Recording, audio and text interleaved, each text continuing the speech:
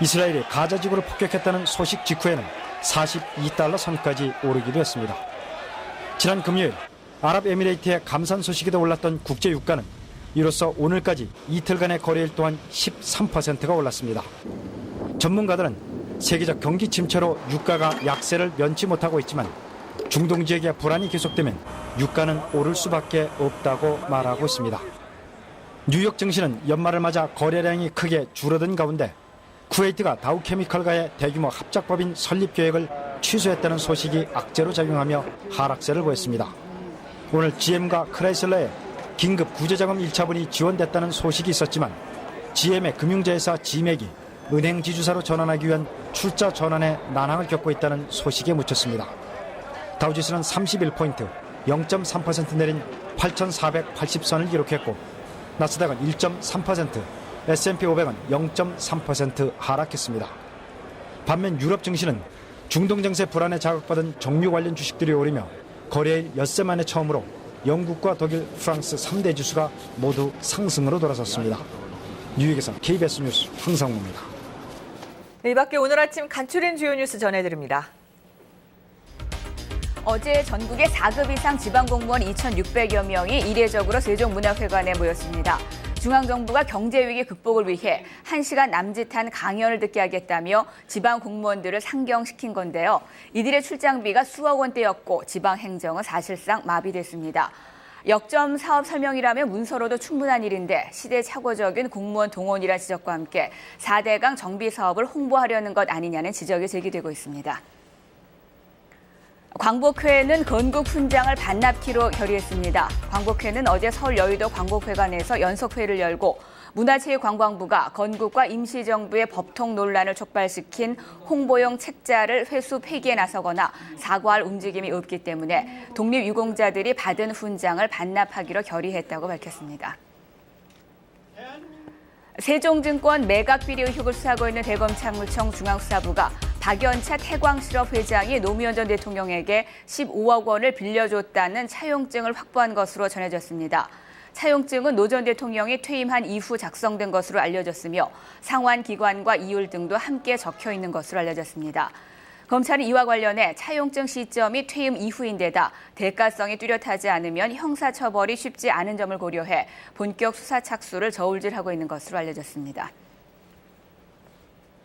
한국진보연대와 참여연대 등 100여 개 시민단체로 구성된 MB 악법저지 비상국민행동 소속 200여 명은 한미 FTA 국회 비준과 방송법 등 쟁점 법안들에 대한 국회 처리를 저지하기 위해 국회 주변에서 밤샘 시위를 벌였습니다.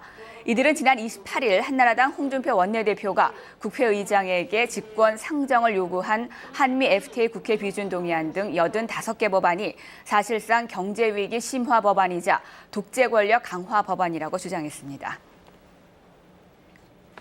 송아지 값이 10분의 1 수준으로 폭락하자 정부가 내년 초 한시적으로 젖소 송아지를 수매해주기로 했습니다.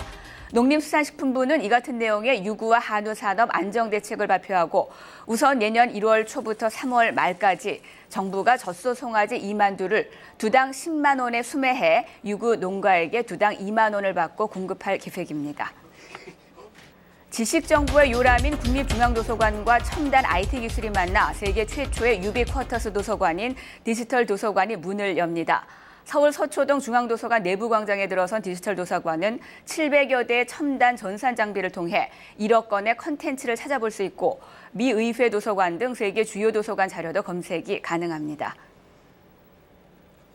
지하 5층, 지상 3층의 건물 면적 3만 8천 제곱미터 규모인 디지털 도서관은 시범 서비스 기간을 거쳐 내년 5월 정식 개관합니다. 지금까지 뉴스클릭이었습니다. 네, 대우나 사전 정지 작업이라는 논란 속에 4대강 사업이 어제 본격적으로 시작됐습니다. 그런데 그 절차를 들여다보니까 좀 이상합니다. 정부가 법을 어겨가면서까지 밀어붙인다 이런 지적이 그래서 나오고 있습니다. 네. 김시원 기자, 네. 공사가 상당히 빨리 진행되고 있어요? 그렇습니다. 공식적으로 이 사업을 시작하겠다고 밝힌 게 지난 15일이거든요. 그러니까 보름 만에 첫 사업을 떴습니다. 네. 어제 안동과 나주 이 두 개 도시에서 착공식이 열렸고 종합계획이 나오는 내년 5월부터는 4대강 전역에서 사업이 진행될 예정입니다. 정부는 이번 사업이 대운하의 준비 작업이 아니라 경제를 살리기 위한 녹색 뉴딜 정책이라고 강조하고 있는데요. 이 사업이 사전 환경성 검토조차 통과하지 않은 사실이 알려지면서 정부가 사업 강행에 급급한 나머지 스스로 정한 최소한의 절차마저 어겼다는 비판이 나오고 있습니다. 어제 경북 안동과 전남 나주에서 4대강 살리기 사업 착공식이 열렸습니다. 한승수 총리와 정종환 국토해양부 장관, 그리고 많은 지역 주민들이 참석했는데요. 안동 지역의 사업은 낙동강 4.1km 구간에 홍수 예방 시설을 보강하고 주변에 자전거 도로와 수변 공원 등을 조성하는 공사입니다. 또 전남 나주의 생태하천 조성공사는 영산강 6.7km의 환경을 복원하고 주민 편의 시설을 세우는 사업입니다. 정부는 이번 사업이 대운하의 사전 준비가 아니라 뉴딜 정책이라고 강조했습니다.